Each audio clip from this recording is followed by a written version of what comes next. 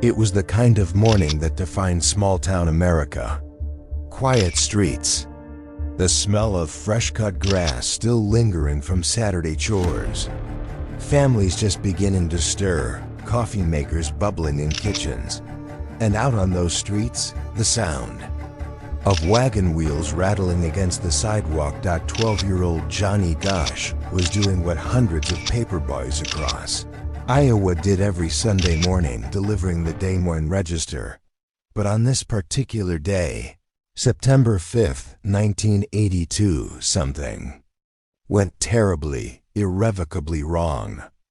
By sunrise, Johnny had vanished. And by nightfall, his name would echo across Iowa as the start of one of America's most chilling unsolved mysteries. Johnny was, in many ways, an ordinary kid. Shy at times, yet funny around friends. He loved dogs, playing outside, and talking about plans for the future. His parents, Noreen and John Sr., described him as bright and responsible. That Sunday morning, he asked if their family dog, Gretchen, could come along for the route. Johnny liked the company, and Gretchen's little tail wagging always made the early hours feel less lonely. It was 6 a.m. when Johnny slipped out the front door. He pulled his red wagon filled with neatly stacked newspapers and began his familiar route down Marquardt Lane. Several neighbors would later recall seeing him that morning, his wagon trailing behind, Gretchen trotting alongside. Nothing seemed unusual. Not at first. Around 6:30 a.m., other paperboys noticed something odd. A man in a blue two-toned Ford Fairmont was slowly circling the neighborhood. The driver pulled up to Johnny and asked for directions. Johnny pointed, polite as always. The car rolled on. Minutes later, another neighbor saw the same car near Johnny again. This time, a second man was reportedly in the passenger seat. One witness recalled Johnny looking uneasy, almost as if he wanted to get away quickly. But by then, it was too late, because not long after that moment, Johnny disappeared. By 7 a.m., families expecting their Sunday paper grew restless. Johnny's wagon, half full of newspapers, was spotted abandoned on the corner of Marquardt Lane. Gretchen, the dog, returned home without him. Neighbors assumed maybe Johnny had gone back to grab more papers. But when the minutes turned to hours, panic set in. Noreen remembers that terrifying moment vividly. The dog came home, the wagon was left, but my son was gone. She knew instantly something was wrong. Johnny wasn't the type to wander off. He wasn't careless. Something had happened. Noreen called the West Des Moines Police Department. Her voice shook as she pleaded, "My son is missing. Please, you need to find him." But instead of urgency, she was met with indifference. Police suggested Johnny was probably a runaway. "He'll come back," they told her. "He's just a kid who got tired of his route." But Noreen knew better. She insisted Johnny would never abandon his papers or his dog. This wasn't a runaway. This was an abduction. As police hesitated, the neighborhood didn't. Within hours, dozens of volunteers searched the streets, parks, and fields. They shouted Johnny's name into the September air, hoping for any sign. One family even drove across town, searching gas stations, parking lots, and shopping centers. But Johnny was nowhere. It was as if he had simply vanished into thin air. By evening, the Gosch household was filled with relatives, friends, and neighbors. Coffee cups sat untouched. The phone rang constantly. Noreen clutched Johnny's photograph, unable to believe the nightmare was real. Each knock on the door made her jump, hoping, praying it was her son walking back inside. But it never was. Instead, the hours dragged on. And for the first time in Iowa's quiet suburban history, Whispers of child abduction became very, very real. The following day, headlines across Iowa read, "Paperboy missing. Police search underway." But what the public didn't know, what even the Gosch family couldn't yet imagine, was that Johnny's disappearance would not just be a tragic local story, that it would explode into a national scandal. It would ignite conspiracy theories reaching the highest levels of power. And it would turn Johnny's mother, Noreen, into one of the most relentless child protection activists America had ever seen. But first, there were the questions. Who was the man in the blue Ford? Why did police dismiss Noreen's pleas? And how could a 12-year-old boy simply vanish? With witnesses, clues, and a trail that seemed to lead nowhere, the mystery of Johnny Gosch had only just begun. Morning faded into afternoon, and still no sign of Johnny. In West Des Moines, a quiet suburban town where the worst crime usually meant a broken mailbox or teenage mischief, the very idea of a missing child felt foreign, almost impossible. But this wasn't an ordinary Sunday. This was the day innocence cracked. As neighbors scoured streets, empty lots, and wooded trails, the police response remained bafflingly slow. At first, officers suggested Johnny had simply run away, a theory that felt not only dismissive but cruel. Noreen later said, "My son wasn't a runaway. I told them that again and again, but they wouldn't listen. They treated me like I was overreacting, like I didn't know my own child." In the early 1980s, law enforcement agencies across America held a dangerous misconception. Children who went missing were often labeled as runaways, not victims. Statistically, many teenagers did leave home voluntarily, so police leaned on this assumption to avoid panic. But Johnny Gosch was 12. He left behind his dog, his wagon, and his money. There was no fight at home. No sign of planning. Yet, the first official report logged Johnny as a runaway. This single decision would shape the entire investigation, and in many ways, doom it. Even as police hesitated, witnesses began coming forward. One paperboy recalled the blue Ford Fairmont. He remembered Johnny talking to the driver and how uneasy he looked. Another neighbor described two men watching Johnny. One man even got out of the car, speaking briefly with the boy. But when these statements were taken to police, they weren't prioritized. Descriptions of the vehicle and suspects were delayed, inconsistently recorded, and in some cases dismissed altogether.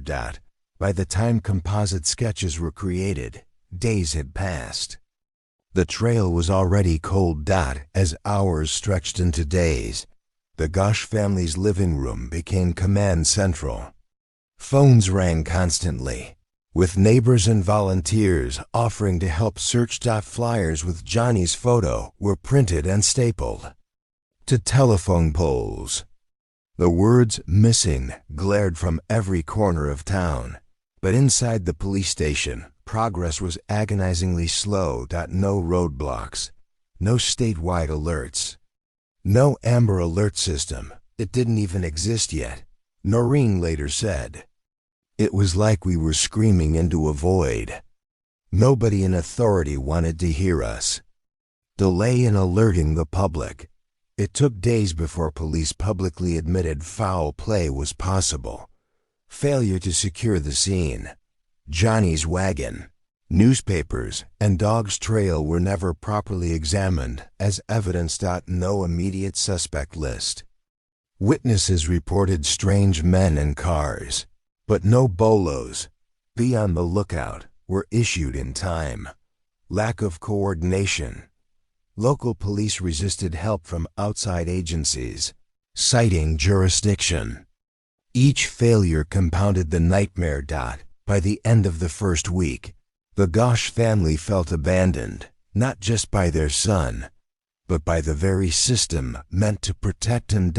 If the authorities wouldn't act, Johnny Gosch would. She began documenting every witness account herself, keeping binders of notes, photographs, and timelines. She contacted national media, insisting her son had been abducted. Within weeks, Johnny's face appeared on television screens across America. For many, this was the first time they heard the story of a child gone missing, and not as a runaway, but as a victim. Noreen was relentless. Some called her brave. Others called her hysterical. But she didn't care. Her son was gone, and silence was no longer an option. Behind the scenes, police did pursue leads half-heartedly. Tips poured in, suspicious vans, men asking questions about paper routes, sightings in nearby towns, but none were chased with urgency. Worse, disagreements broke out between local police and federal authorities. The FBI insisted it was an abduction. Local police insisted otherwise. The result? Jurisdictional gridlock. And in that gridlock, crucial time was lost. Nights became unbearable for the Gosch family. John Sr. sat at the kitchen table long after midnight, staring at the silent phone. Noreen replayed every detail in her mind, wondering if she missed a sign. And in Johnny's bedroom, the bed remained neatly made, untouched since that morning. His dog, Gretchen, often lay curled on the floor by the bed waiting, as if her boy might walk back in any moment. That image alone haunted Noreen more than words could ever describe. By the end of the first month, frustration turned into fury. The Gosch family began to realize something unthinkable. If Johnny was going to be found, it wouldn't be because of police. It would be because of them. But as Noreen's fight grew louder, so did the rumors, whispers of organized abductions, talk of trafficking networks, and darker still claims of hidden networks operating in the shadows, determined to keep their secrets buried. The disappearance of one boy was about to open a door into a world few could imagine. And even fewer survived. The mystery of Johnny Gosch wasn't just about a missing child anymore.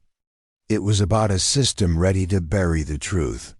Most people, when tragedy strikes, collapse under its weight. But Johnny Gosch was not most people. Within weeks of Johnny's disappearance, when the police investigation hit dead ends and indifference, Noreen transformed. The quiet suburban mother became relentless, an investigator, an advocate, a warrior. She carried binders of notes everywhere, filled with witness statements, maps, timelines. If the authorities wouldn't do the job, she would. In October 1982, just a month after Johnny vanished, Noreen appeared on local TV for the first time. Her voice shook, her hands trembled, but her words were steady. My son did not run away. He was taken. And whoever has him needs to know we will not stop looking. That moment changed everything. The media, sensing both tragedy and determination, began covering Johnny's story more widely. Soon his face appeared in newspapers across the country. For millions of Americans, Johnny's disappearance was their first glimpse into a terrifying reality. Children could be stolen in broad daylight, and authorities weren't prepared to handle it. But as Noreen's voice grew louder, the tension between her and law enforcement deepened. Police accused her of meddling. They said she was spreading panic, exaggerating details. But Noreen knew the truth. They had failed her son. Every time they called him a runaway, every time they ignored witness accounts, they erased Johnny's humanity. So she doubled down. She spoke on radio shows. She went to newspapers. She told anyone who would listen, if it can happen to my son, it can happen to yours. Slowly, other parents began reaching out. Mothers from across the country called Noreen to share their own heartbreak. Missing daughters, missing sons. Cases that went nowhere. She realized Johnny's story wasn't an isolated tragedy, it was part of a much larger pattern. So she began connecting these parents, organizing meetings, pushing lawmakers to take notice. By 1984, her persistence helped shape the Johnny Gosch Bill, a law requiring police to respond immediately to reports of missing children. Instead of waiting 24 to 72 hours. It was a monumental shift. And it started with one mother refusing to be silenced. Around this time, a new idea emerged, putting the faces of missing children on milk cartons. Johnny Gosch was among the very first. Every breakfast table in America became a crime bulletin. Parents couldn't pour milk for their children without being reminded of the ones who were missing. The campaign spread awareness like wildfire, and for many, Johnny became the haunting symbol of a national crisis. But advocacy came at a heavy price. Noreen became a target of criticism. Strangers accused her of seeking attention. Some even threatened her, telling her to stop digging. The stress fractured her marriage. John Sr. struggled to cope differently, preferring silence over public fights. By 1983, the Gosches separated. Noreen later said, "We lost Johnny, and then we lost each other." But even as her family unraveled, she refused to stop. Through all of it, one thing never changed: Noreen's belief that Johnny was alive. Every tip, every rumor, every suspicious detail, she chased them all. Even when police rolled their eyes, even when the leads went nowhere, she clung to hope. Because a mother's intuition, she believed, was stronger than evidence, stronger than doubt. By 1985, Noreen was no longer just Johnny's mother. She had become America's most recognized parent activist for missing children. Her efforts reshaped laws. Her voice shook institutions. Her son's face haunted breakfast tables across the country. But just as she was beginning to build momentum, new claims began to surface. Claims that Johnny's disappearance wasn't just a random crime, but part of something much darker. Whispers of organized trafficking networks. Names of powerful people. Allegations so shocking, many refused to believe them. The disappearance of Johnny Gosch was about to cross from tragedy into conspiracy, and Noreen would once again find herself in the center of a storm, this time one far more dangerous than she ever imagined. By 1985, Johnny's case had gone from a heartbreaking mystery to something far darker. For years, the Gosch family begged authorities to treat Johnny's disappearance as an abduction. But when they finally did, the truth they uncovered wasn't the truth anyone expected. Because this wasn't just about one missing boy anymore. This was about whispers of an organized network, one that reached beyond Iowa, beyond the Midwest, and possibly into the highest levels of power. It began with tips, anonymous phone calls, letters, and sightings that all hinted at the same thing. Johnny wasn't alone. He was one of many. Rumors swirled of children taken from small towns, funneled into underground trafficking rings, and forced into lives too horrifying for most to believe. At first, even Noreen hesitated. It sounded impossible, like something from a nightmare. But the more she dug, the more pieces seemed to fit. In the late 1980s, a scandal broke in Nebraska, the Franklin Credit Union case. What began as a financial fraud investigation spiraled into allegations of child trafficking and abuse involving high-ranking officials, businessmen, even politicians. Witnesses claimed children were flown across the country for parties where powerful men did unspeakable things. Some names mentioned in these allegations overlapped with people rumored in Johnny's case. Suddenly, Noreen's fight wasn't just about her son.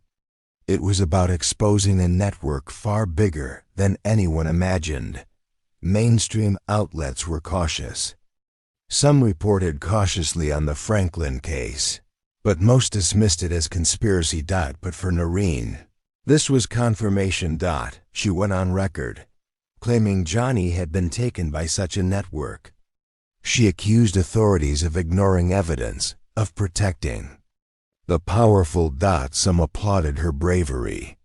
Others called her delusional. The more Noreen spoke, the more dangerous it became. She received phone calls warning her to stop digging. Strange cars idled outside her home late at night. At one point, she claimed a man broke into her house just to leave a chilling message: "We can still get to you." But instead of silencing her, the threats fueled her fire. Because in her heart, she believed Johnny was alive, and that meant there was still hope. In 2006, decades after Johnny's disappearance, an envelope appeared in Noreen's mailbox. Inside were photographs of boys bound and gagged. One of them, she believed, was Johnny. Police dismissed the pictures, claiming they were old images from another case. But Noreen insisted this was proof that Johnny had been part of something much bigger than a single abduction. Over the years, dozens of people claimed to have seen Johnny at gas stations, at malls, even overseas. But the most shocking claim came in 1997, when Noreen herself said Johnny appeared at her door. According to her, he was now an adult, accompanied by another man. He told her he had escaped the network, but lived in fear for his life. The visit lasted only a few hours, and then he was gone. Noreen swore it was real. Skeptics dismissed it as fantasy. But either way, the story added another haunting layer to the mystery. By the late 1980s, the case of Johnny Gosch was no longer just a missing child investigation. It had become a battleground between truth and conspiracy, between a mother's unwavering belief and a system desperate to maintain order. But whether you believed Noreen or doubted her, one fact remained undeniable: Johnny Gosch was gone. And nobody, not the police, not the FBI, not even the whispers of powerful conspiracies, could bring him back. The only thing left was the haunting question: was Johnny still out there? Or had the truth been buried forever? By the 1990s, most missing child cases from the early 80s had gone cold. But not Johnny's. His story refused to fade. Every time the public thought the trail was dead, another rumor, another eerie claim surfaced, pulling the mystery back into the spotlight. And at the heart of it all was one woman, Noreen Gosch, who never let America forget her son. The most shocking claim came 15 years after Johnny disappeared. One night in 1997, Noreen said she heard a knock at her door. She opened it, and standing before her was a young man in his late 20s. With piercing blue eyes, she instantly recognized Dot. It was Johnny. At least, she swore it was Dot. According to Noreen, Johnny wasn't alone. Another man stood with him, watching carefully, almost like a guard. The reunion was brief, just a few hours. Johnny told her he had escaped from the network that had held him captive for over a decade. But he was still in danger. He couldn't stay. Noreen recalled his words with tears. "Mom, I can't come home. They'll kill me if I do." And just like that, he was gone again. To this day, no one else has ever confirmed the visit. Skeptics called it delusion. Supporters called it proof. But one thing was certain. Noreen believed with every fiber of her being that her son was alive. Nearly a decade later, in 2006, Noreen received an anonymous package. Inside were several photographs. The images were chilling. Young boys bound and gagged, their fear frozen on film. Noreen insisted one of them was Johnny. The police disagreed, claiming the photos were from an old Florida case.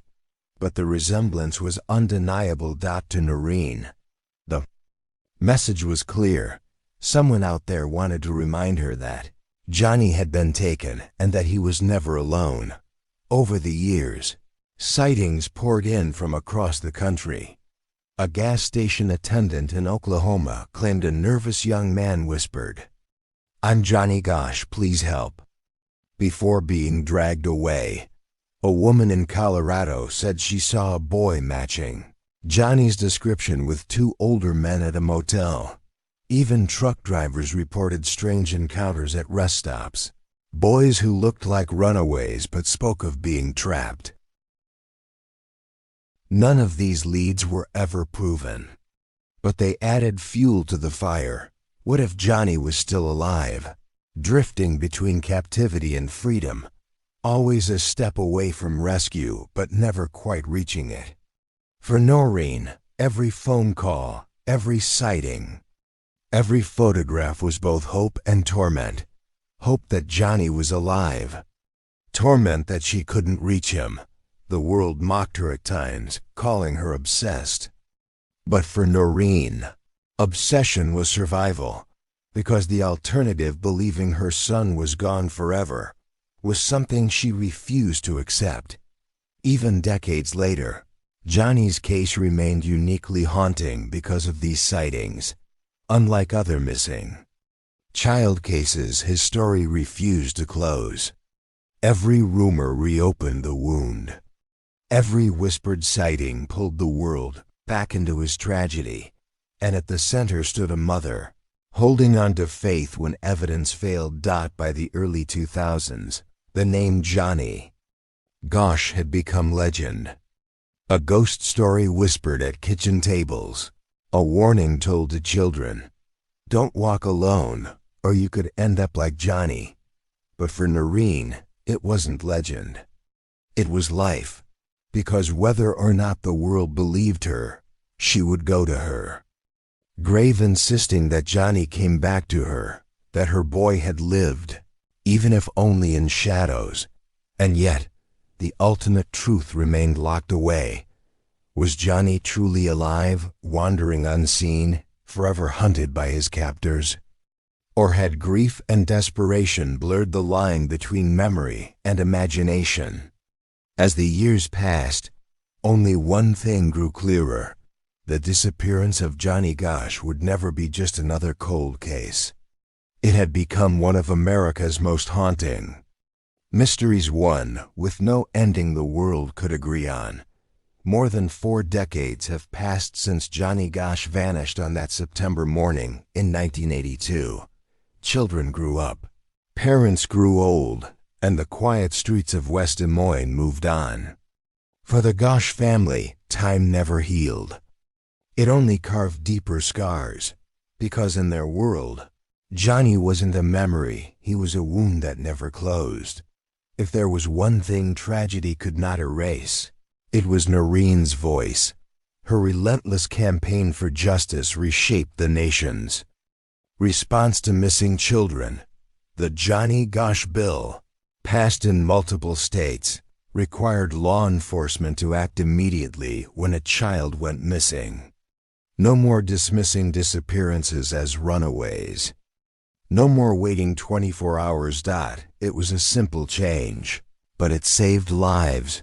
Johnny's face was also among the first printed on milk cartons, a haunting reminder at every breakfast table that America's children were not always safe. By the mid-1980s, the missing children's movement had exploded, creating hotlines, organizations, and databases that continue to this day.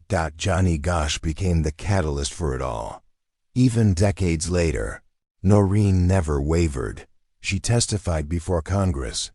She gave countless interviews. She wrote books detailing her belief that Johnny was alive, hidden within a trafficking network that reached into places most people didn't dare to imagine. Critics dismissed her as obsessed. Supporters called her courageous.